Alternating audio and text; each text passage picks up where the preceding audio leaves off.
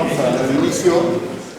Bueno, pues hoy nos visita el doctor Rafael Núñez, quien trabaja en el Departamento de Ciencias Cognitivas de la Universidad de California en San Diego y dirige el laboratorio, que en español es algo parecido a Laboratorio de Cognición Corporizada, me dice, ¿verdad? En español sería así. Espacio cuyos miembros están dedicados a investigar cómo la cognición se basa en las peculiaridades, experiencias y limitaciones del cuerpo humano. Obtuvo el doctorado en la Universidad de Fribourg, en Suiza, con el trabajo Aspectos psicocognitivos que subyacen en la idea del infinito en matemáticas.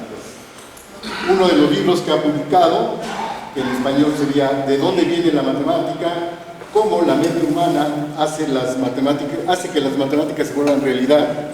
En español sería más o menos así, ¿verdad? En coautoría con George Lakoff, reconocido lingüista de la Universidad de California en Berkeley, propone un nuevo marco teórico para entender la naturaleza humana de las matemáticas y sus fundamentos. Su más reciente artículo, publicado en Trends en Cognitive Science, titulado, en español otra vez, ¿existe realmente una capacidad evolucionada para el concepto de número?, ha causado revuelo, lo cual lo ha llevado a aparecer en diversos medios de comunicación en varios países para compartir sus perspectivas innovadoras en el tema de la comunidad científica y público en general. En el tema con la comunidad científica, sus intereses están centrados particularmente en los fenómenos cognitivos de alto nivel como los sistemas conceptuales, la abstracción y los mecanismos de inferencia y los fenómenos biológicos y culturales que los hacen posibles.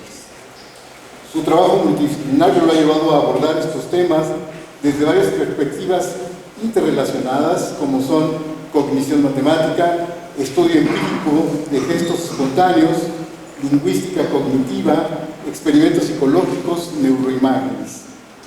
Ha llamado la atención su investigación de campo con grupos aislados como el Aymara de los Andes y el Yumno de las remotas montañas de Papúa Nueva Guinea. Hoy nos presenta la plática ¿Qué es la matemática? Una mirada desde el estudio científico de la abstracción humana. Adelante, muchas gracias. Muchas gracias. Gracias. Muchas gracias y gracias por la invitación. Es un placer estar aquí y compartir un poco la investigación y los trabajos que hacemos nosotros en la Universidad de California. Y en esta área que nos tiene interesados ya durante un tiempo. Ahora, creo que la primera corrección que hay que hacer es que no es singular la matemática, sino que son plurales. Así que quería decir qué son las matemáticas, pero vamos a dejar el título así por el momento. El punto de vista que quiero abordar hoy en día es sobre el campo del estudio de la abstracción humana. O sea, si la matemática es básicamente... lo tomamos como un cuerpo de conocimientos muy especial, que es, por ejemplo, simbolizable, que es muy preciso, que es generalizable. Tengo que disculparme antes de seguir, que las presentaciones aquí va a estar el texto en inglés, pero yo voy a estar hablando en castellano, un acento chileno, pero ojalá que se entienda.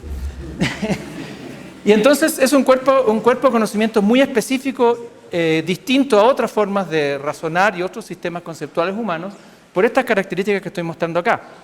No todos los campos de sistemas conceptuales humanos son, por ejemplo, simbolizables. No todos son generalizables. No todos tienen una aplicación a fenómenos en la realidad tan grandes y fuertes como es el caso de la matemática. Pero lo más interesante, por lo menos para la charla que vamos a hablar hoy día, es que son genuinamente abstractos. Las entidades que se tratan en matemáticas son abstractas, y cuando digo abstracta lo que quiero decir es básicamente referirme a entidades que no podemos percibir directamente con nuestros sentidos. Entonces, por ejemplo, aquí tengo algunos ejemplos: números infinitesimales, números transfinitos, el conjunto vacío, el axioma de elección, el punto euclidiano. Son entidades que no podemos percibir directamente, como percibimos sillas, mesas, gente, árboles, textura, color, temperatura. Entonces, acá hay más asientos si quieren. Ya. Entonces, si tomamos el ejemplo del punto euclidiano, y miramos, bueno, ¿qué es el punto euclidiano? Vamos a Euclides, miramos lo que dice, y Euclides decía, bueno, es una entidad que tiene solamente una propiedad, posición. No tiene extensión, no tiene peso, no tiene volumen, no tiene más que posición. Si pensamos en eso, no hay nada en el universo que tenga esa propiedad que nosotros podamos, digamos, empíricamente atestar.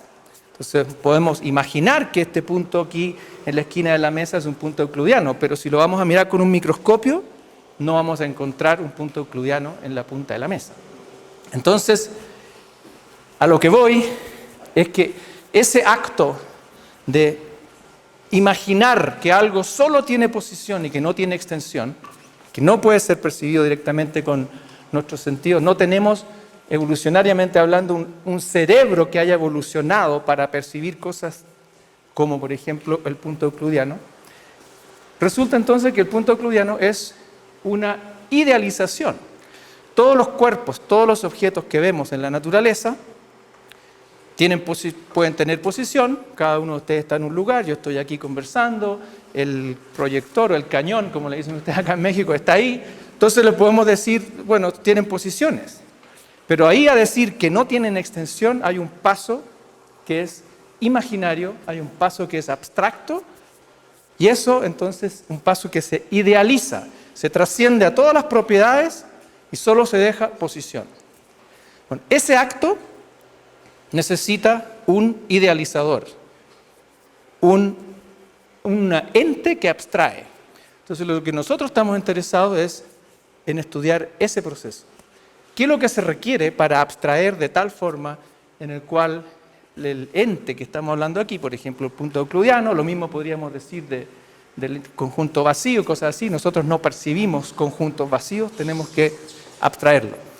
Entonces el estudio de la abstracción humana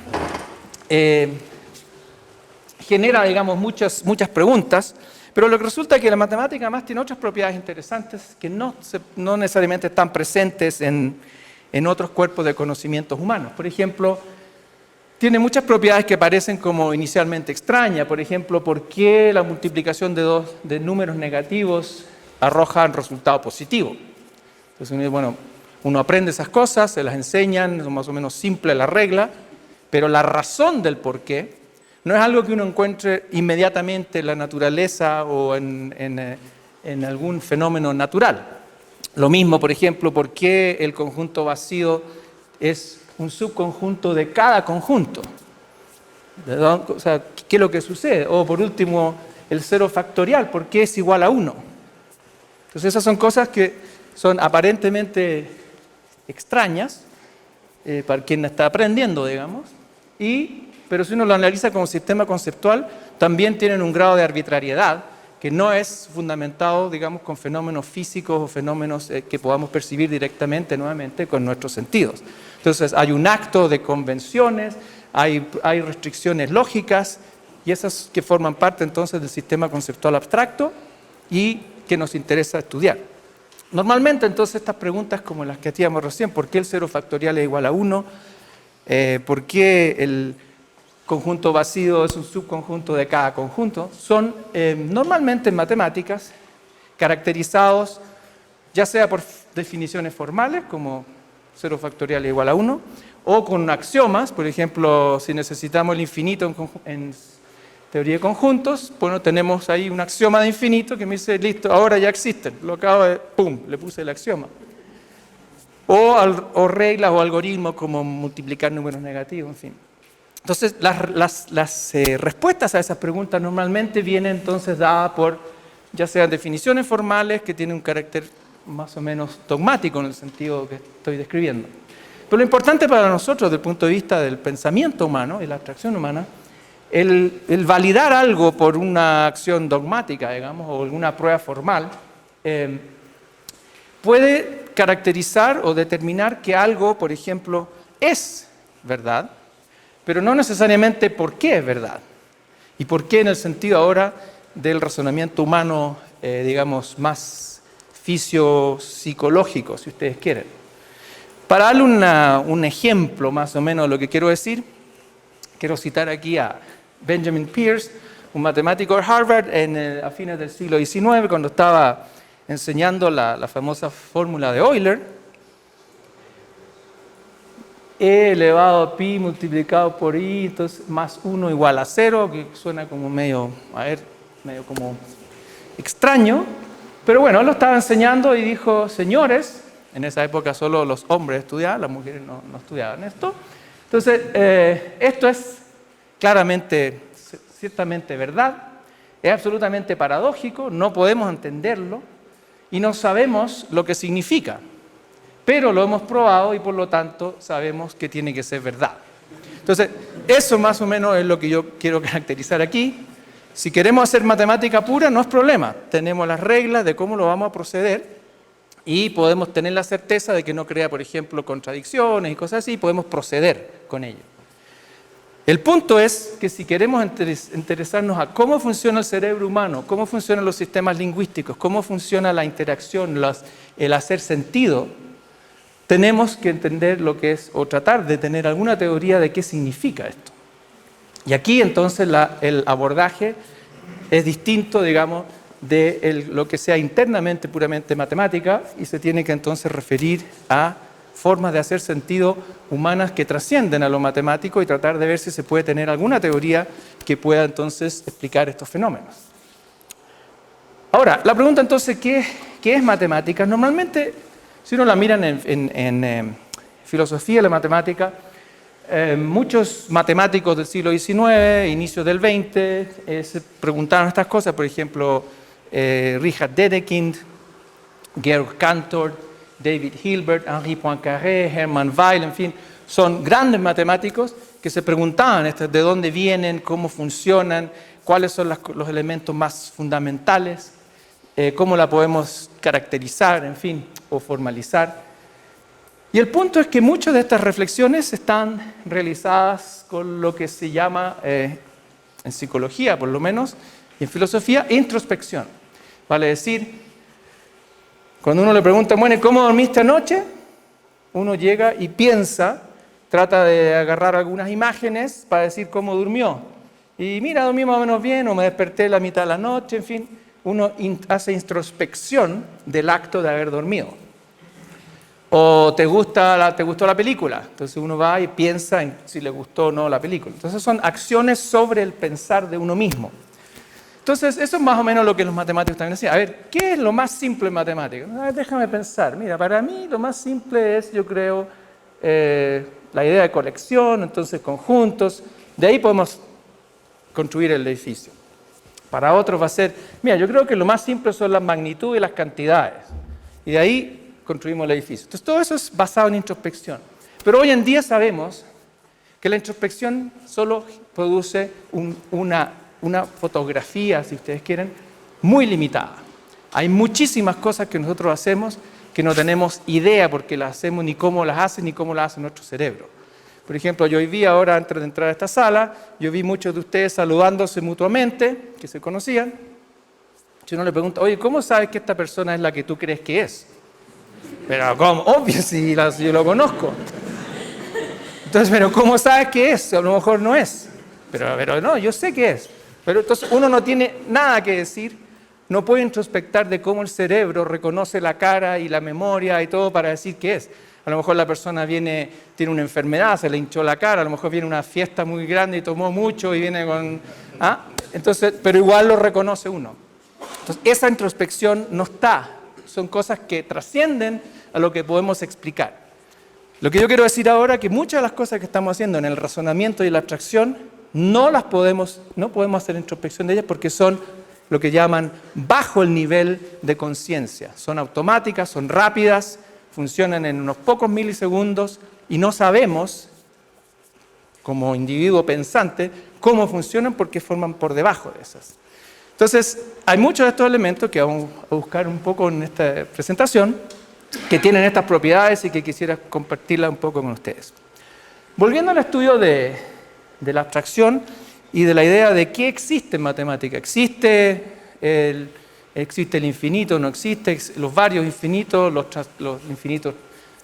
transfinitos cardinales, los ordinales, ¿cuándo existe? ¿Cuáles son las condiciones de existencia? En fin, son preguntas que también tienen su lado filosófico, que normalmente han sido tradicionalmente estudiadas desde el punto de vista de estas grandes escuelas del platonismo, logicismo, formalismo, en fin, intuicionismo de Brouwer, que tienen ya toda su tradición con grandes pensadores como Frege, en fin, Hilbert, bueno, Platón, mucho más antiguo, obviamente.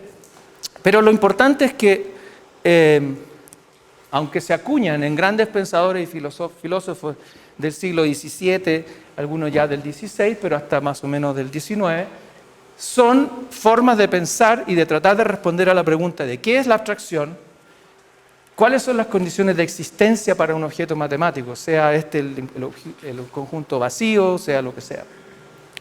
Ahora, ¿cuál es el problema? Es que normalmente cuando uno se hace la pregunta, por ejemplo, fundamentos de biología, fundamentos de química, fundamentos de la economía, normalmente el análisis es multidisciplinario. Entonces, si uno lee fundamentos de la economía, van a haber elementos históricos, van a haber algunas cosas con matemáticas, van a haber algunas cosas con sociología, política, en fin. En biología es lo mismo. Van a haber elementos anatómicos, van a haber elementos fisiológicos, de bioquímica. Pero en matemáticas no es así. Cuando uno busca, por ejemplo, pueden buscar en Google, fundamento de matemática, normalmente es puramente, intrínsecamente matemático, ya sea metamatemática, el estudio de los axiomas y cuáles son los que generan riquezas teóricas y teoremas y cosas así, pero ahí básicamente llega el análisis.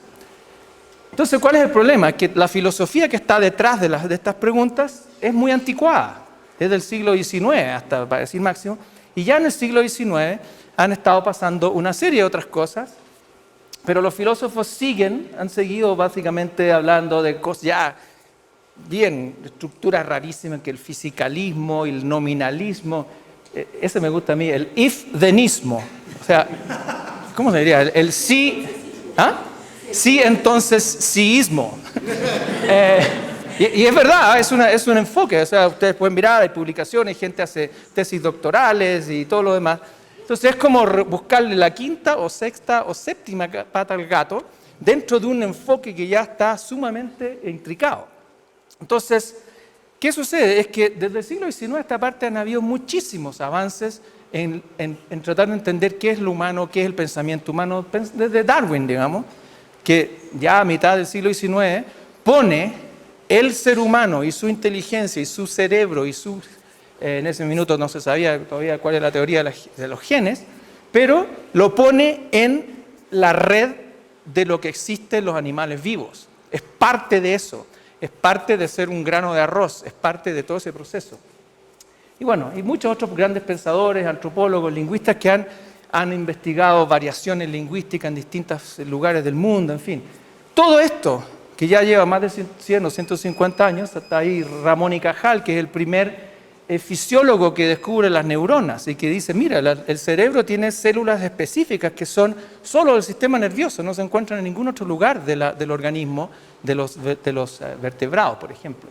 Entonces, ninguno de estas cosas, de estos grandes estudios que después llevan a otros descubrimientos ya más recientes sobre el lenguaje, sobre la psicología, el pensar, el inconsciente y todo lo demás, nada de esto ha entrado en el debate de qué es la matemática, cómo se abstrae, de dónde viene, qué cosas hay que poner, digamos, en su lugar para que pueda funcionar. Simplemente esto no ha tenido su juego. Entonces, lo que yo quiero hacer un poco hoy día es discutir aquí algunas de estas consecuencias de qué es lo que sucede cuando empezamos a tomar la abstracción humana como algún fenómeno natural, que tiene bases fisiológicas, que tiene determinismos o influencias de sistemas lingüísticos, de prácticas sociales, culturales, que tienen también sus sustratos biológicos, etc. Entonces, en el marco de la filosofía, si ustedes quieren, eso caería en lo que llaman los filósofos naturalismo. O sea, es tratar de naturalizar la pregunta de qué es o qué son las matemáticas, por ejemplo, pero tratando de proponer elementos teóricos y explicativos que estén en concordancia con lo que sabemos, que no es definitivo, pero con lo que sabemos hasta aquí de cómo funciona el sistema nervioso, cómo funciona la abstracción humana, cómo funcionan los sistemas lingüísticos, las gramáticas, las formas de hacer sentido, la memoria, la atención, la percepción, el aprendizaje y así. Bueno, básicamente entonces lo que queremos explicar, si hay comportamientos matemáticos hoy en día que se observan en el siglo XX, XXI, ¿cómo podemos tener una teoría de cómo se llega, digamos, desde el primate, del animal humano que somos? Aquí está una fotografía de chimpancé, lo cual no es que seamos chimpancés humanos, sino que no tengo fotografía del ancestro común, obviamente. Entonces aquí puse uno como para reemplazarla. Pero la idea es, hay un ancestro común entre chimpancés y bonobos y orangutanes, en fin, que según la edad que uno quiera mirar, van a ser 5 millones de años con los chimpancés, 10 o 12 después con otros primates, en fin. La idea es cómo el animal humano llega a generar, por ejemplo, este tipo de abstracciones y con qué tipo de herramientas y con qué sustratos biológicos. Entonces, volvamos a la pregunta que teníamos de la abstracción humana y la imaginación humana. ¿Cómo funciona la imaginación humana y qué elementos son los que se reclutan para poder cristalizarla? Entonces, algunos de los elementos que mencioné antes, por ejemplo, el punto euclidiano, ¿cómo se llega a generar?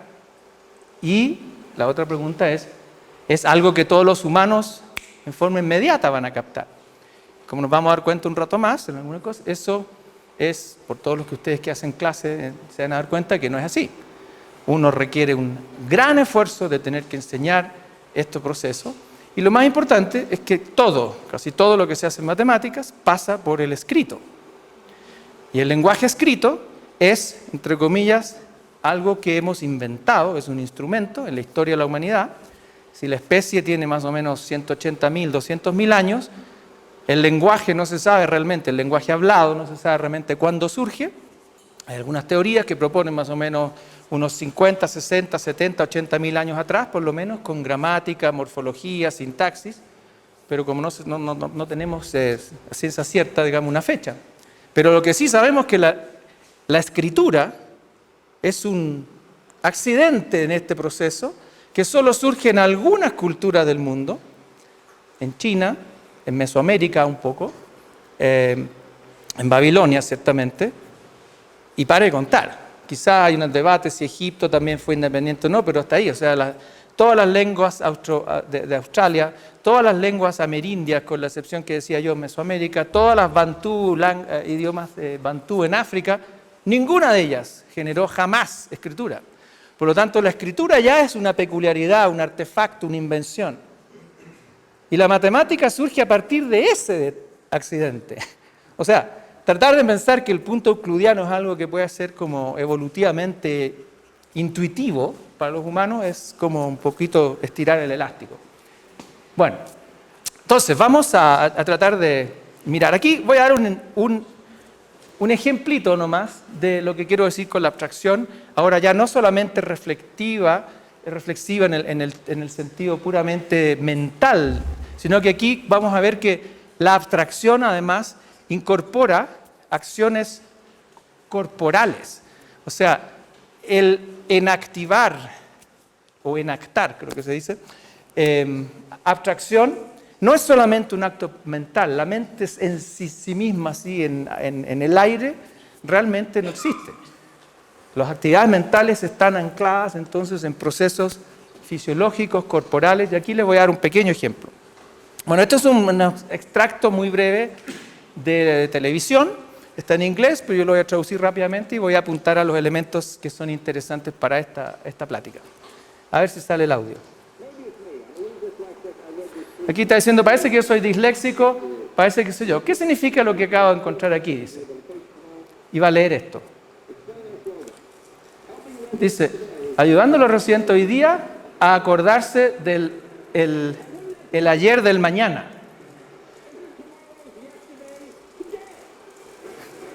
Entonces dice, ¿qué significa esto? ¿Cómo puede ser? El ayer del mañana, ¿no sería eso hoy día? Bueno, entonces, ¿qué sucede? Si miramos esto, y esto es un poco lo que yo quiero llevarlos, miren lo que sucede con las manos.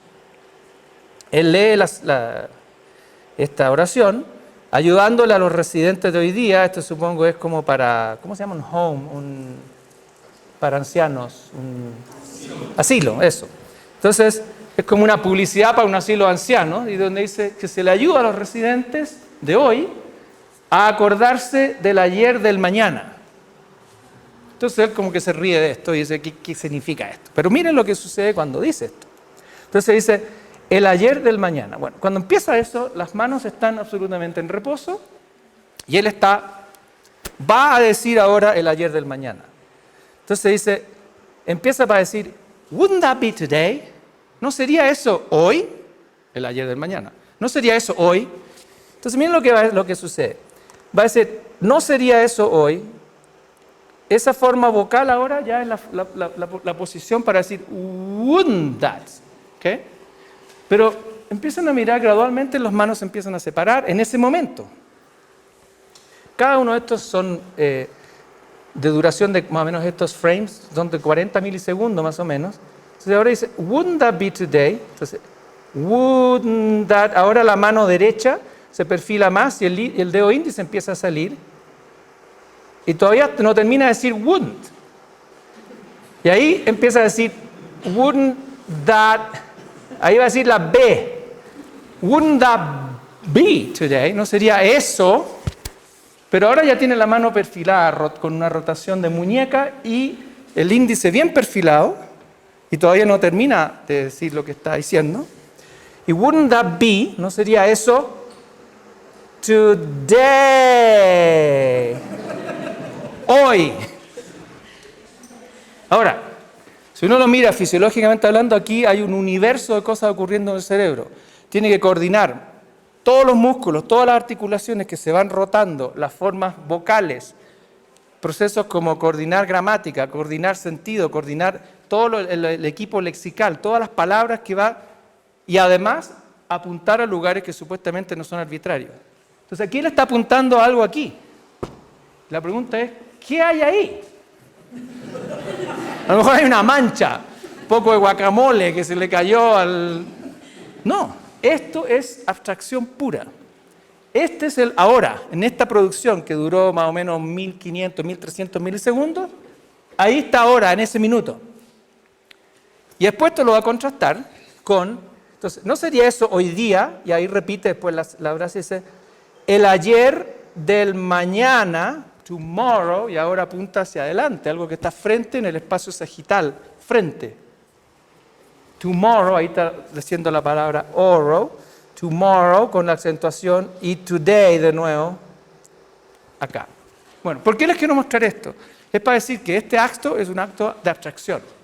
Es abstracción cotidiana, no es abstracción técnica matemática, es algo que él no tiene, probablemente no tiene, y nosotros lo hacemos a diario todo el tiempo, no tiene conciencia de estar haciéndolo, tampoco sabe por qué lo está haciendo de la forma que lo está haciendo y por qué tiene esa lógica que si uno empieza a hacer los experimentos que hemos hecho nosotros en el laboratorio, se da cuenta que todos estos espacios tienen transitividad, más allá, cuando uno apunta más allá, es más allá en el futuro que aquí, que va a ser mañana, y el ayer está detrás de uno y todo eso. Entonces, todo un aparataje fisiológico que soporta esa abstracción. Entonces, lo que queremos estudiar nosotros es si este tipo de abstracciones son entonces lo que se están haciendo posible, por ejemplo, casos como la matemática, que trascienden ahora cosas puramente, digamos, de diario, de cognición cotidiana, que se llama. Aquí hicimos nosotros un estudio de neuroimagen, en el cual contrastamos dos tipos de oraciones. Una es, está llegando la Navidad, y otro es, que estaría más o menos como este, o tú estás llegando, estamos llegando a la Navidad, o otro que la Navidad está llegando. Entonces, el punto de vista gramatical es interesante, porque el ente que produce la acción, en el caso del verde, es un evento temporal. O sea, el agente que se mueve, si uno analiza el verbo, ¿cuál es la conjugación? Es con esto. Pero aquí el verbo, que sería el mismo verbo de aproximarse, ahora está siendo conjugado respecto a un observador. Estamos llegando, por ejemplo, a la Navidad o a fin de año, o la primavera está llegando.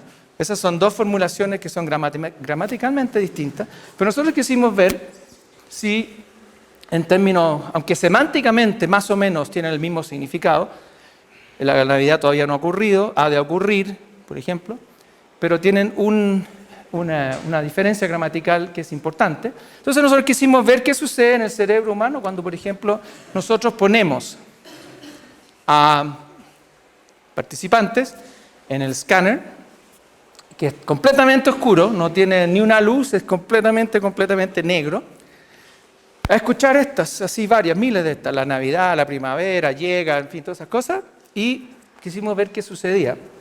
Y una de las cosas, bueno, vimos varias cosas, pero la primera cosa interesante es que acá en el lóbulo occipital, lo que se ve aquí, el lóbulo frontal está acá, este es el lóbulo temporal izquierdo, y este es el lóbulo occipital, digamos la parte trasera. Esta aquí se asocia con, por ejemplo, zonas de visión muy temprana, la B1, B2, B4, pero esta área que se llama MT+, se caracteriza por ser activada cuando vemos objetos visualmente que se mueven, cuando hay percepción dinámica de objetos visuales. Ahora, aquí está la persona en una pieza completamente oscura, no hay nada que ver, uno no puede ver nada. Entonces, lo que está rojo ahí y lo que está verde más o menos se asocia con estos dos tipos distintos de producción gramatical. Vale decir que lo verde que ven ustedes allá en el lóbulo occipital se tiende a asociar cuando la Navidad está llegando. O sea, uno fisiológicamente está viendo la Navidad llegar, digamos, en términos de actividad neuronal. No es algo visual en el sentido de la retina y del proceso fisiológico desde el ojo, pero en el proceso del procesamiento en el lóbulo occipital se enacta cuando ve uno la primavera llegar, por ejemplo. Pero las otras dos áreas interesantes son lo que está ahí, PZ, que es la zona polisensorial, y la VIP, que es el ventral intraparietal. ¿Y por qué son importantes esas? Porque si uno hace un análisis, por ejemplo, con macacos, y ahora estos ya son estudios que se hacen con registros neuronales independientes. O sea, el estudio que mostré recién antes yo es sobre activación global en unas zonas corticales en el cerebro humano. Estos no, se ponen electrodos en células individuales. Y en este caso son células individuales en la zona PC, la zona polisensorial, también se puede hacer con la ventral intraparietal. Pero ¿qué es lo que es importante? Que cuando uno hace eso con, por ejemplo, las neuronas de un macaco, uno puede poner un objeto físico ahora, no es mental ni abstracto, sino que una pelota de tenis, por ejemplo, y al moverla hacia el campo, hacia el rostro, esas neuronas que están en esa población neuronal se activan. O sea, al mover esto se empiezan a activar y al alejarlo, aquí están activas y se empiezan a desactivar. O sea, estas son neuronas que son específicamente y que tienen una razón, digamos, o que pueden haber evolucionado porque, por ejemplo, ayudan a uno si están caminando en zonas con arbustos para poder evitar ramas y cosas así que se están viniendo que pueden producir daño. Entonces, esas son neuronas que van a activarse para decir algo se está aproximando. Pero esto es puramente físico, esto es algo real en el mundo específico, pero al parecer, si nosotros analizamos después, en el caso de la homología al cerebro humano, porque lo otro era un cerebro de macaco, podemos ver que ahora esas zonas son reclutadas, por ejemplo aquí está la zona ventral intraparietal o la polisensorial, son reclutadas ahora para entender que la Navidad está llegando. O sea, ahora no es una pelota de tenis, sino que es la Navidad que está llegando. Esa es como la idea. Ahora, uno no sabe que eso está sucediendo cuando uno está pensando en eso, ya es puramente abstracto, porque la Navidad en sí no está llegando, ni la primavera, no llegan esas cosas en el mundo real, como el punto euclidiano, sino que son imaginaciones, idealizaciones que no son arbitrarias y tampoco son alucinaciones. No es que cada uno de nosotros, mira, la Navidad para mí llegó por aquí, media con olor a marihuana, y la otra llegó por acá, y la otra aquí, y los mezcales, y no sé. No, son cosas muy específicas, con una lógica interna, y esas son las cosas que tratamos nosotros de estudiar. Bueno, entonces en el libro que publicamos con George Lakoff ya hace casi 20 años, qué increíble, 20 años, bueno. A ver, salió publicado el 2000, pero para publicarlo hay que escribirlo antes. Entonces, lo escribimos por ahí por el 98, o sea, son como 20 años atrás. Bueno, ahí un poco la propuesta que hicimos fue esa, que a ver, tratemos de entender qué son las matemáticas, qué es lo que la hizo posible, y con un enfoque, si es que se puede, naturalista, o que al menos haga sentido con cosas que sabemos de cómo funcionan el lenguaje humano y la abstracción y ese tipo de cosas. Entonces, la hipótesis principal que teníamos en ese libro es que probablemente la matemática es algo que surgió en algún momento de la historia de la humanidad, pero que se hace posible por el reclutamiento justamente de estos mecanismos que posibilitan la abstracción. Algunos son con bases psicofisiológicas, otras tienen influencias gramaticales, lexicales, del lenguaje, de según qué idioma se hablan, en qué cultura, con prácticas de formas de hacer sentido en sociedades a través de la historia, pero que son ellas las que soportan entonces la abstracción y la imaginación, que en el caso de la matemática se hace aún más específico y más singular por las propiedades que yo estaba describiendo al inicio. La precisión, el hecho que se pueda simbolizar, en fin, ese tipo de cosas. Entonces, si nos tratamos ahora de meter un poco en esta idea de naturalismo con los ejemplos que les he estado dando, la idea es, bueno, ¿cómo es que surgen entonces los sistemas estos de imaginación? Y en algunos de ellos, una de las cosas que se han estudiado son ya desde los 70, 80 en lingüística cognitiva, por ejemplo, son una serie de mecanismos como las metáforas conceptuales, analogías conceptuales, movimientos ficticios, en fin, una serie que no tengo tiempo para describir muchos de ellos, pero solo me voy a referir a dos, quizás, la metáfora conceptual, que es una de las que son más estudiadas y que además jugó un rol importante en el libro que acabo de escribir. La idea es que uno toma muy en serio, y no dando por garantizado nada, en la expresión cotidiana, así como miramos a Jay Leno, ese presentador en la televisión, y tratamos de analizar qué está diciendo, qué está pasando y para dónde se están moviendo los ojos y las manos y qué sé yo, porque podemos entonces analizar miles de expresiones, no solamente escritas, sino que también icónicas, gráficas, dibujos, producciones gestuales, en fin. Pero lo interesante es que cuando uno hace eso y toma las expresiones cotidianas y tratamos de buscarle ahora el sentido, ¿cómo es que se logra ese tipo? ¿Cuál es la lógica de un significado de que, por ejemplo, el mañana esté aquí y el hoy día esté acá, y que el ayer esté detrás de uno, en este espacio sagital?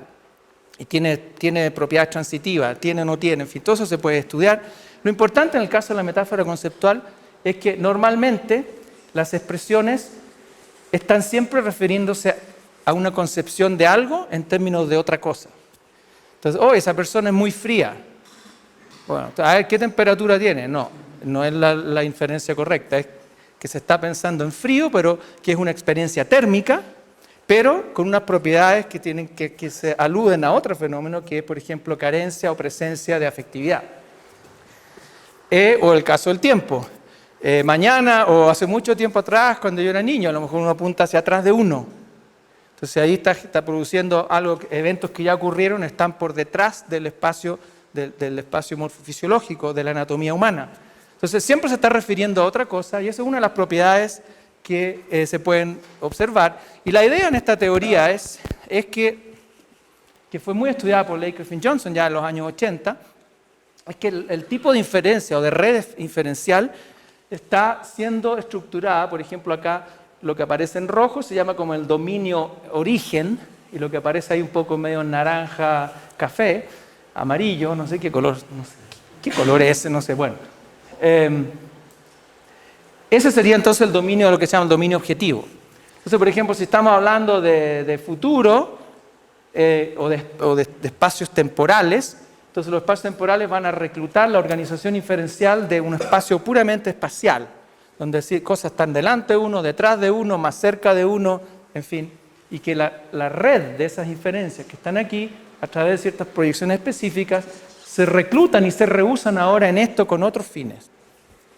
Entonces, cuando el espacio, por ejemplo, térmico aquí, sería lo frío, lo cálido, los comparativos, más frío que, menos frío que, los superlativos, el más frío, el menos frío, en fin.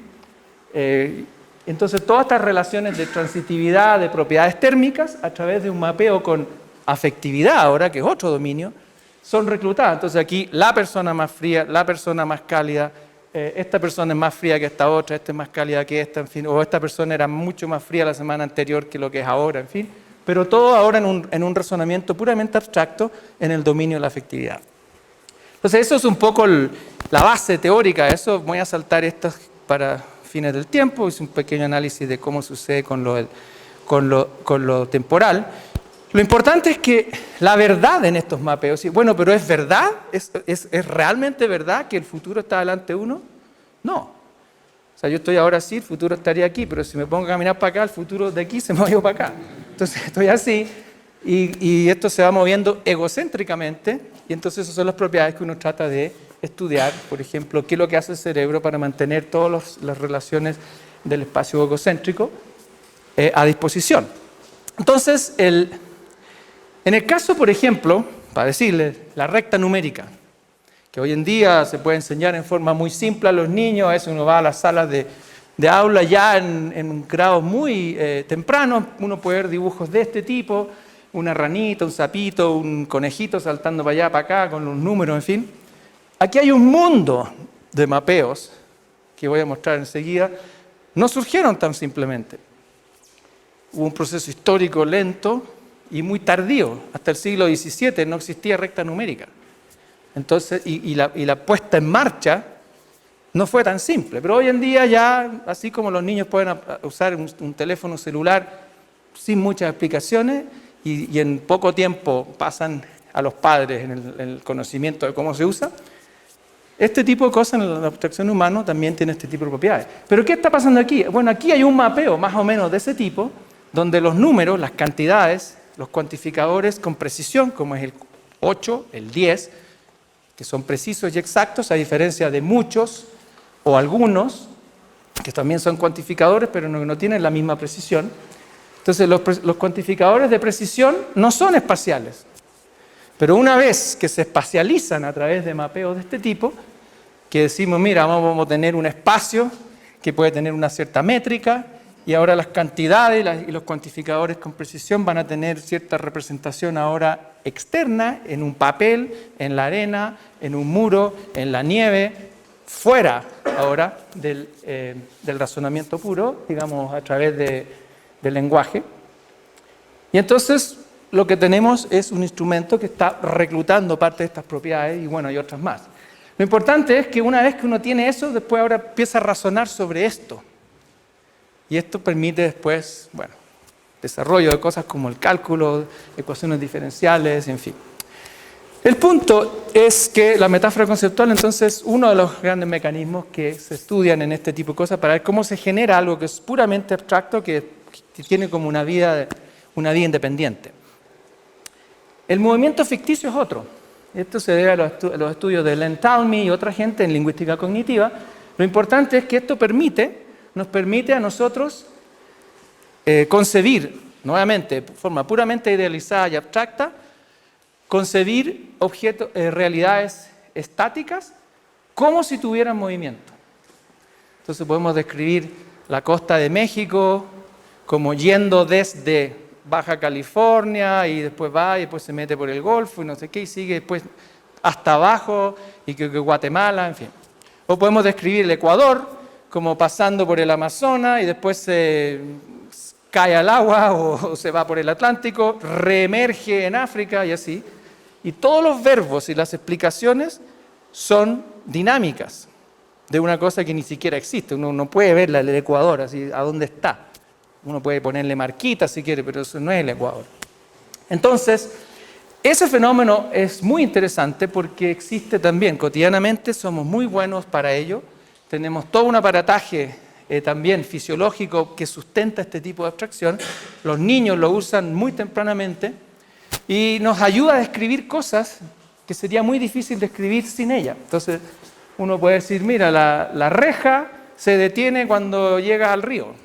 Pero la reja no se mueve, la reja está fija, o la cerca, pero se concibe como yendo de un lugar a otro. O mira, mi propiedad va de ahí, desde esos árboles, hasta la playa. Ojalá. Sonó bien, ¿eh? Sonó bien. Bueno, mi propiedad va desde esos árboles hasta la playa, Entonces es como si la propiedad se estuviera moviendo, o sea, el reclutamiento del lenguaje gramatical y lexical le añade entonces un dinamismo que no tiene en realidad. Y así uno describe miles de cosas, y vamos a ver también que después en cálculo surge por todos lados.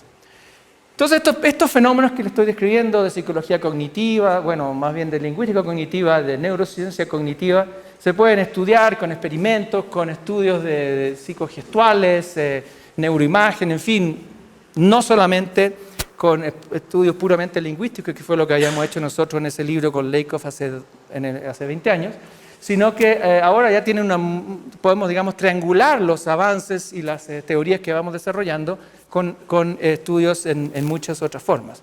Entonces, lo que yo quiero hacer ahora en el resto de la presentación es tratar de mostrarle como una especie de imágenes, así de decir, cómo entonces estos mecanismos están jugando un rol en la abstracción para que la matemática sea lo que es. Y aquí entonces, bueno, según el tiempo que tenga o no, la idea quería discutir con ustedes, por ejemplo, cómo juega en su origen, en el mismo origen, el origen mismo de la matemática, juegan estos elementos un papel fundamental. O cómo juegan en las simbolizaciones y en las notaciones, sistemas de notación, o en la formalización, y aunque no voy a tener tiempo para hablar de ella, por ejemplo, cómo ayuda además a crear nuevas matemáticas. Y aquí, si a alguien le interesa, es una sección que no voy a alcanzar a discutir hoy, pero es en el fondo cómo, por ejemplo, se crea la teoría de hiperconjuntos a partir de la teoría tradicional de conjuntos con los axiomas de Zermelo-Fraenkel y el axioma de elección, a una nueva teoría de conjuntos, se llama hiperconjunto, que tiene un axioma de antifundamento, que niega el axioma de fundamento de la de ZFC, pero que en el fondo lo que se usa ahí es metáfora conceptual. Y eso podemos analizarlo si a alguien le interesa. Bueno, veamos rápidamente un poco en el caso de los orígenes. El caso de la recta numérica.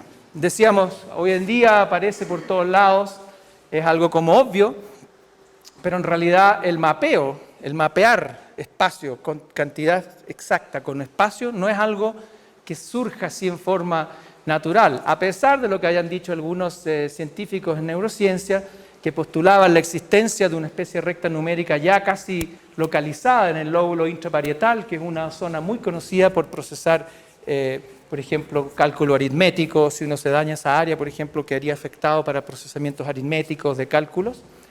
Pero se postuló entonces la presencia como de esta recta numérica casi como cortical, como que ahí está desde el evolutivo, digamos, desde sus inicios. Entonces aquí uno puede decir, a ver, ok, eso es lo que se postuló en ciencia cognitiva, perdón, en neurociencia cognitiva en algún minuto, pero si uno se pone a analizar a ver si es tan así, deberíamos encontrar rectas numéricas a partir de los inicios de la matemática con elementos arqueológicos, por ejemplo.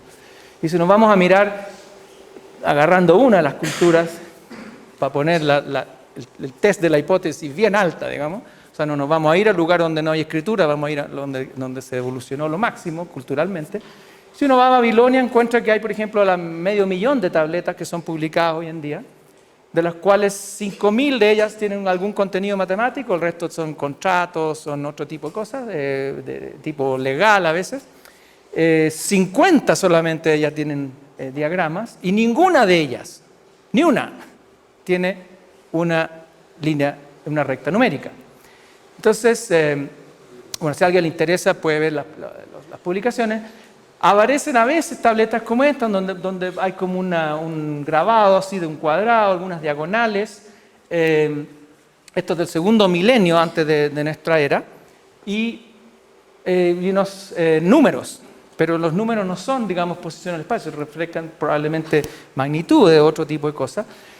Y grandes investigadores en el área, como Eleanor Robson, que son expertos, digamos, en Babilonia, matemática de Babilonia, han claramente dicho que no existe en ningún lado, que de hecho hasta muy tarde, hasta el siglo III después de nuestra era, digamos, los números eran conceptualizados como con propiedades adjetivales, no como número en sí.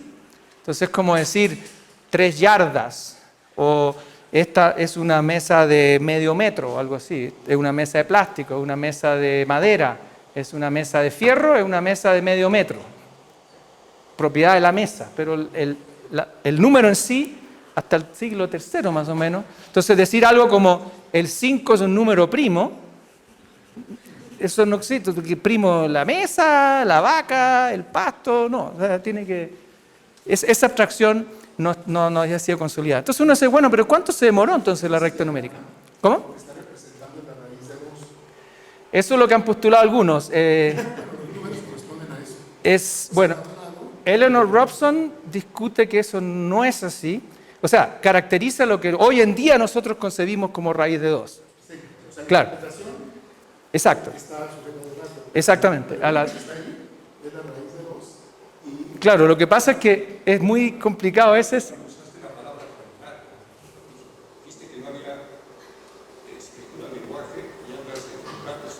Contratos.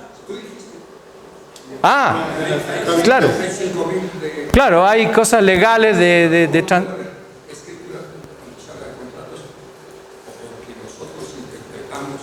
Claro. Es verdad. Sí, son transacciones comerciales, algunas son estipulaciones de contrato, claro, y hay una, ¿cómo podemos decir?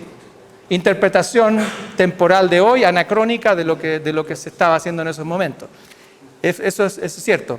Ahora, en particular, aquí en este caso en particular, hoy día lo que nosotros entendemos como raíz de 2, que es un número irracional y que se ubica en ciertos contextos, en fin, obviamente eso no se puede ascribir como parte del concepto en ese minuto. No, pero lo que sí da es que cada cosa es la unidad, y está el número, luego lo otro, y representa raíz de 2. Es que claro, lo que pasa es que cuando decimos raíz de 2, ya estamos diciendo...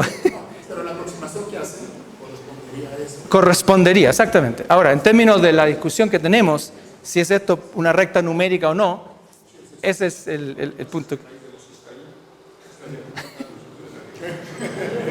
Parece que hubiera sido mejor no poner esta tableta, pero... O sea, lo que quiero decir acá, si uno mira, y de hecho es muy interesante ver los trabajos de Robson de cómo desconstruye un poco la interpretación a partir de lo que sabemos hoy de la matemática, de lo que tiene que haber sido, cuál era el rol. Un poco, ya que estamos en esto, un poco lo que dice ella es que hay ciertas interpretaciones en los estudios de tabletas babilónicas que se ven a los babilonios como pregriegos, que en el fondo les falta para llegar a ser griegos. O sea, hicieron el dibujito, medieron la unidad, y calcularon lo más aproximativamente el valor, que en el fondo les faltó todavía para llegar a la rigurosidad que tuvieron los griegos para hacer esto y lo otro. Poco lo que dice ella es que los babilonios no les interesaba para nada la rigurosidad, no iban en realidad a ver propiedades que nosotros hoy día le escribimos a la raíz de 2, que no están presentes, y parece que dentro de las complejidades de los intercambios y las necesidades que tenían ellos, nunca hubieran llegado a ser griegos y tampoco les interesaba ser lo que nosotros hoy día conocemos como el pensamiento griego. En fin, esas son las interpretaciones de Eleanor Robson. Pero históricamente, si uno va, por ejemplo, incluso en la Géométrie de Descartes, que es de 1637, que tiene 120 páginas, 49 diagramas, no hay ni una recta numérica, ni una. Aunque hoy día la llamamos coordenadas cartesianas, todavía quiero que algún historiador me diga quién decidió que se iban a llamar cartesianas, porque Descartes no fue. Entonces, alguien dijo en algún minuto que esto se van a llamar de cartesianas gracias a Descartes, pero todavía no puedo que un historiador me diga quién fue el que lo hizo, o quién es, o cuándo. La cosa es que sí la llamamos hoy, pero lo que se aproxima máximo es todo un razonamiento en términos de propiedades euclidianas, geometría, digamos, euclidiana, con magnitudes genéricas. Aquí tenemos magnitud como A y Q, que son caracterizadas en forma separada y en forma vertical. O sea, que no es con la recta numérica que se supone que nosotros tendríamos en el lóbulo intraparietal. Y además no hay números. Entonces, no existe. La primera vez que uno encuentra un texto sería John Wallis, 1685, la primera vez que hay un razonamiento que se acerca un poco, que no tiene números, pero sí en el texto se refiere a cantidades, y aquí y aquí lo importante, este es ahora John Wallis, en el siglo XVII, a fines del siglo XVII, escribiéndole a la crème de los matemáticos de la época, lo mejor de lo mejor en Europa del siglo XVII, y cuando está tratando, esto en el tratado de álgebra, a los números de los cuadrados negativos, decide cómo entonces hay que concebir 5 menos 2 igual a 3. Y explica toda una cosa de que imagínense una persona que está aquí, camina 5 pasos y retrocede 3, o sea, el sapito y el conejito, pero para lo mejor de lo mejor del siglo XVII. Entonces, si tenemos la recta numérica en lóbulo intraparietal ya así evolutivamente, bueno, esto no habría sido necesario, habría surgido de forma mucho más natural. Aparentemente, el primero que habría puesto números con posiciones sería Napier más temprano, y explicando ahora el concepto de logaritmo. Entonces, lo que es interesante en el trabajo de Wallis y Napier es que en ambos casos se recurre a este tipo de razonamiento cuando ya se viene de algo más complicado. Los cuadrados negativos en el caso de John Wallis, logaritmo en el caso de Napier, y aquí tratar de llegar a algo más concreto, más sustentable, más apoyable, que se pueda usar como piedra angular para razonar. O sea, no es algo que surge desde lo más simple hacia lo más complicado, sino que parece ser al revés. En todo caso, muy tarde. Por cosas del tiempo, voy a pasar rápidamente, quiero mostrarle un par de resultados. Por ejemplo, científicamente ahora, con estos datos históricos, nos podemos preguntar, bueno, ¿esta representación, los numéricos, es intrínsecamente espacial o es selectivamente espacial? Que resulta ser un buen medio para poder caracterizar las cuantificaciones exactas. Y la pregunta segunda es si son universales, porque si esto tiene un componente genético en toda la especie, uno debería encontrarla en todas las culturas. Entonces hicimos 2 estudios. Los voy a mostrar muy rápidamente por cosas del tiempo. Hicimos un experimento en el cual le dijimos a la gente, en vez de decir, mira, te vamos a mostrar unos números, ¿dónde los pondrías tú? Si este es el 0 y el 100, por ejemplo, ¿a dónde pondría el 87? Lo hicimos, pero lo hicimos con distintos tipos de estímulos, con puntos que son psicofísicos, con audio, tonos que uno se escucha, y con símbolos, como la palabra escrita. Y entonces le dijimos, en vez de poner que lo ponga en una línea que ya es espacial, lo hicimos, mira, aprieta esto que está aquí, que era un dinamómetro, y apriétalo con la intensidad que tú quieras según el número que ves o que escuchas. Y también lo hicimos pegándole a una campanita y también producción vocal, con intensidad y medición de la intensidad de la vocalización. Rápidamente, para mostrarle entonces lo que encontramos, es que encontramos las mismas propiedades que se encuentran en lo psicofisiológico, que es que hay una compresión logarítmica en los números que van ya un poquito más, digamos, en la escala mayor, cuando son presentados como poquitos puntos, de 1 a 10, hay como una cosa lineal. Cuando son presentados muchos puntos, de 10 a 100 más o menos, ahí uno empieza a comprimir la parte de arriba. Estos son resultados ya que se han obtenido otras veces, lo estamos replicando. Una cierta logaritmicidad también que se puede medir con ecuaciones de regresión, que no voy a entrar a los detalles. Pero lo simbólico que ven aquí, estas ya son las palabras, una linealidad. Ahora, lo que nosotros entonces, las 3 líneas que ven ustedes ahí, son los distintos tipos de producción de respuesta, ya sea apretando algo, o pegándole una campana, o vocalizando con distintas intensidades. A para un número chico, A para un número más grande. Entre paréntesis, esto lo hicimos en una pieza donde teníamos una sala de espera para que los participantes entraran.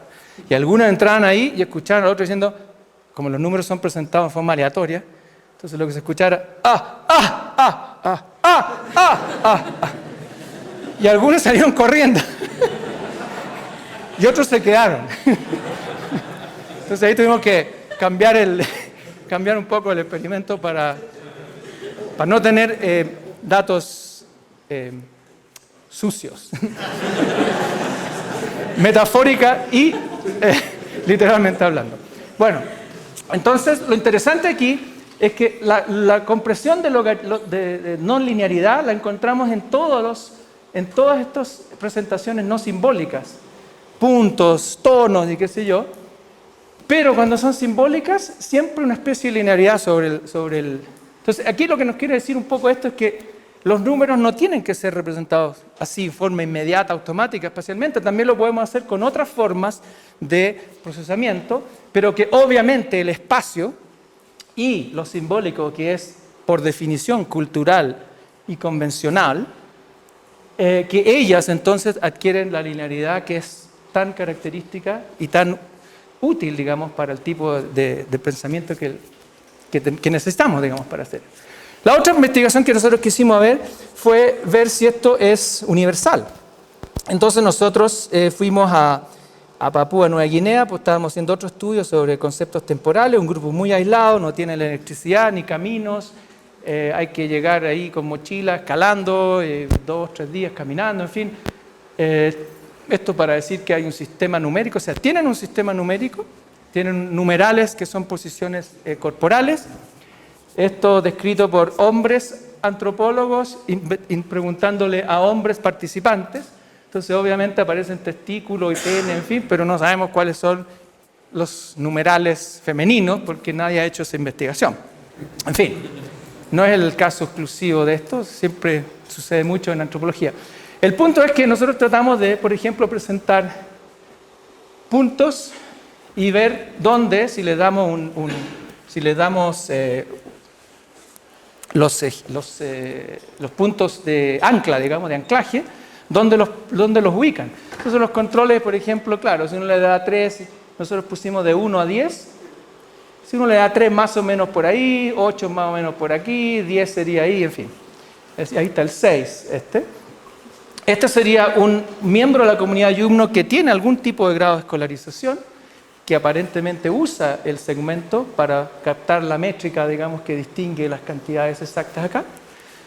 Pero un miembro de Yumno que nunca ha sido escolarizado ni presentado a ningún tipo de forma métrica ni nada, va a poner los números chicos aquí, 1, 2, qué sé yo, y 8, 10, 9, 7, 2, 5, 9, 1 y así.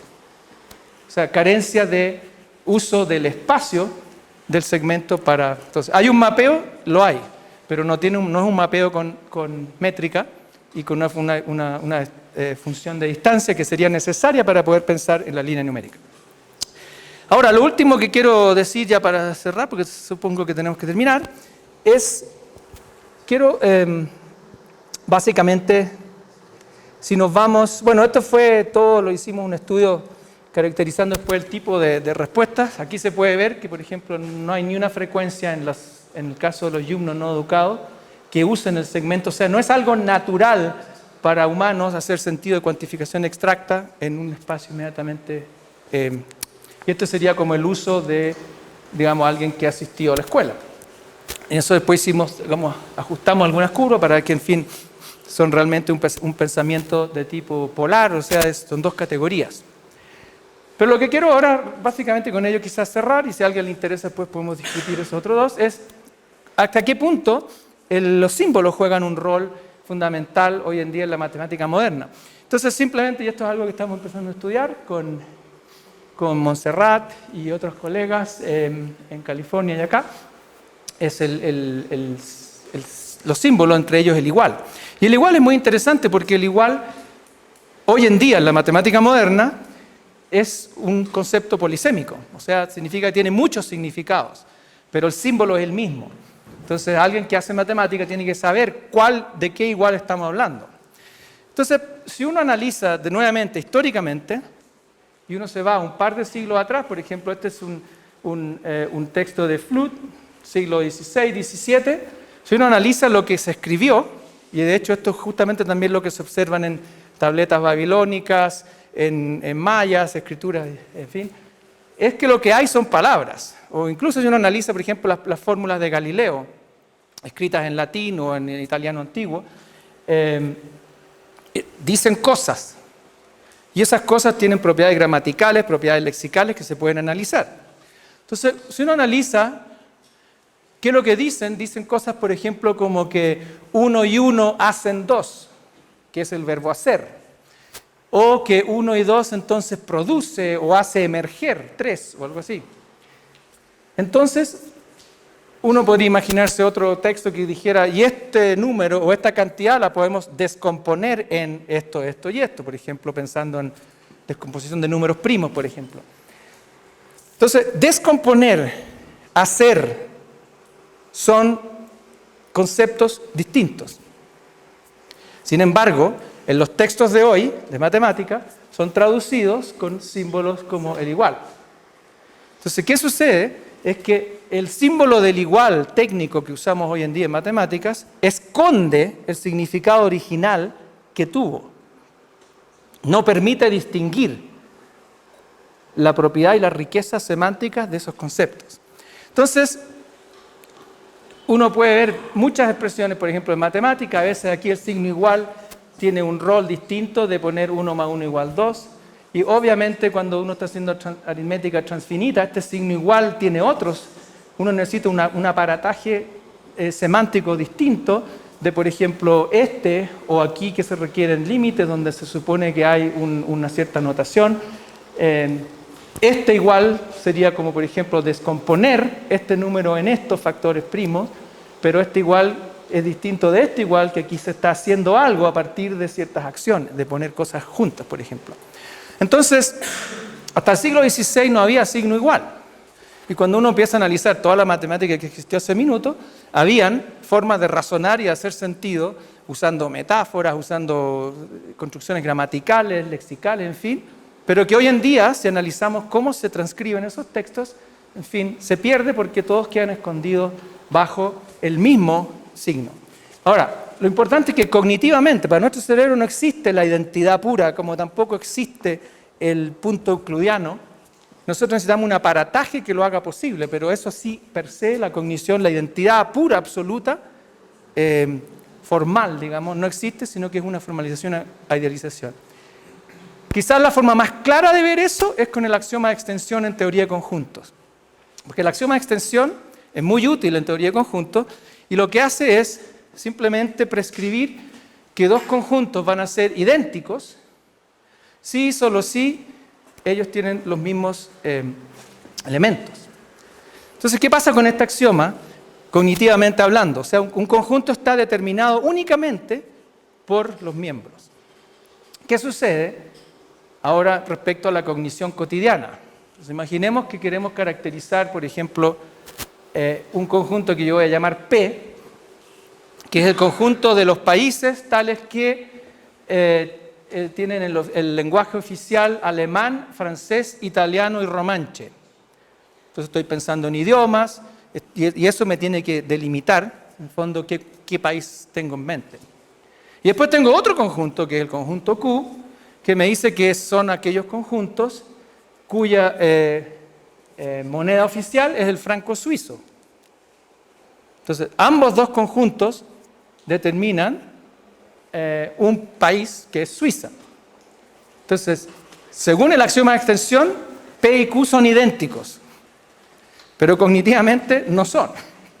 Porque en uno estoy pensando en geografías, en distribuciones lingüísticas sobre terreno geográfico, en otro estoy pensando en transacciones comerciales, en fin. Entonces el proceso que lo está llevando a uno a caracterizar, en este caso, un elemento como sería Suiza, un ente, una entidad, son completamente distintos. Entonces la identidad la está haciendo no el sistema neurofisiológico o lingüístico o psicofisiológico, sino que la está haciendo un axioma que me está obligando o prescribiendo a caracterizar ellos como absolutamente idénticos. Entonces, obviamente ahí, la teoría de conjuntos, si queremos entender, por ejemplo, el pensamiento y la riqueza de la semántica humana en términos de matemáticas que sean reducidas, por ejemplo, a la teoría de conjuntos, eso jamás va a poder captar la riqueza del pensar humano porque tenemos un problema del axioma de extensión, por ejemplo, que nos va a permitir tener un prisma o una forma de mirar a los fenómenos con la sutileza y la granularidad que requiere los procesos de pensamiento humano. Entonces, estas son cosas que hay que uno como tener en cuenta a veces cuando queremos analizar qué es la matemática, cómo funciona, cómo existe. Muchos de estos fenómenos, entonces, hay que tratar de descorticarlo o de tratar de analizarlo en términos de los fenómenos que conocemos o que se pueden investigar empíricamente y tratar de ver cómo se llega a estas idealizaciones, por ejemplo, como el axioma de extensión, que es una idealización donde se hacen dos procesos de pensamiento se hacen por su extensión idénticos, pero que en su procesar semántico no lo son.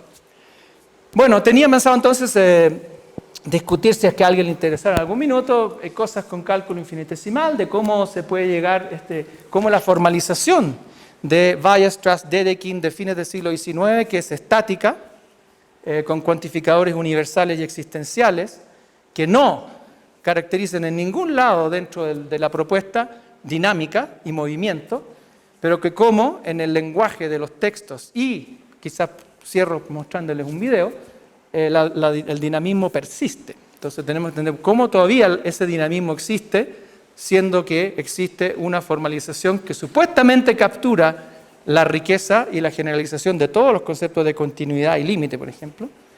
Y este era el caso que les decía anteriormente de los hiperconjuntos, como matemática nueva, digamos, de los años 70, 80, 90. Entonces quiero cerrar con un video quizás, simplemente para mostrar, aquí tenemos un par de profesores haciendo clases de cálculo. Entonces el tablero, en fin, el pizarrón está lleno de cuantificadores existenciales, cuantificadores universales, todo el lenguaje formal, el aparataje epsilon delta para poder caracterizar entonces las entidades que son necesarias para hablar de cálculo, por ejemplo. Pero eso entonces, la hipótesis que puede surgir de ahí es que si el lenguaje formal caracteriza enteramente la riqueza del pensamiento humano, que hace esa matemática o que sustenta esa matemática, entonces uno puede predecir que los gestos que van a producir en esos maestros, por ejemplo, o en este caso son profesores de matemática en un departamento de matemática, van a tener que caracterizar entonces propiedades como de existencia universal y de elementos estáticos. No debería aparecer ni un movimiento, dado que ya existe esa formalización. Pero cuando uno lo analiza, ve esto. Entonces aquí están los cuantificadores que ustedes ven. Entonces ahí está algo que se va al infinito. Y ahí algo que se detiene. Entonces uno puede parar esto y decir, a ver, rápidamente, puede decir, bueno, a ver, aquí no solamente es un gesto manual, aquí estamos escribiendo todo el lenguaje formal, y aquí ahora hay movimiento corporal, se pone a caminar. Si uno mide, lo hemos hecho con acelerómetros, hay una aceleración del movimiento cuando se va al infinito. Y entonces, cuando produce el vocablo infinito, ahí está produciendo las iteraciones, que en ningún lugar se encuentran en el pizarrón, porque no existen. Cuando uno dice para todo epsilon, son todos al mismo tiempo. Y no son chiquititos, pueden ser grandes, pero los epsilon tienden a ser chiquititos. Ahora, uno dice para todos, los cubre todos, pero en fin. Entonces aquí, cuando dice al infinito, cuando dice infinity, sería este paso. Ahí tenemos máxima extensión del hombro, el codo, la muñeca, cada uno de las falanges de los dedos en máxima extensión. Eso no puede ser aleatorio, tiene que haber algún... Y eso se contrasta en forma muy clara con, por ejemplo, la producción ahora de la mano derecha. Se pone en forma opuesta al movimiento el papel de la mano izquierda, que son las notas, y hay un movimiento iterativo de aproximación, nunca tocando el papel, lo repite 2 o 3 veces, en fin.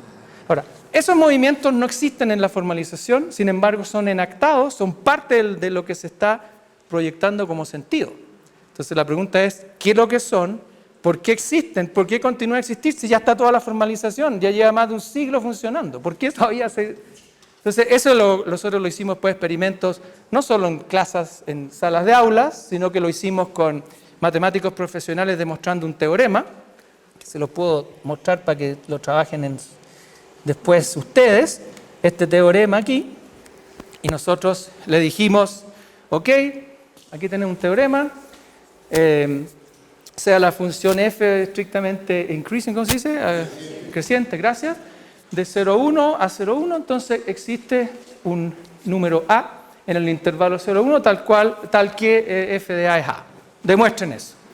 ¡Pum! Los pusimos a trabajar, o sea, ya no estamos en contexto pedagógico de explicarle al niño nada, sino que aquí estamos trabajando ahora. Y lo mismo, producción gestual, y lo más fundamental es saber si el término creciente tiene algún componente espacial, porque formalmente uno lo puede definir supuestamente sin nada espacial. Queríamos ver si tiene espacial, y tenía por todos lados, y bueno, eso no tengo tiempo de explicar el experimento ahora, pero básicamente eso es el tipo de cosas que podemos hacer. En fin, ¿qué es la matemática? ¿Qué es lo que podemos decir a partir de la abstracción humana hoy en día?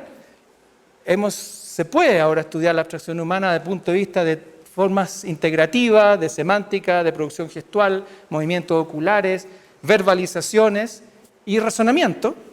Tratar de ver si eso puede darnos algún índice de qué es la naturaleza en el caso de la matemática, y lo que quería hacer un poco hoy día era compartir estos estudios y esta forma de ver el fenómeno con ustedes. Muchas gracias.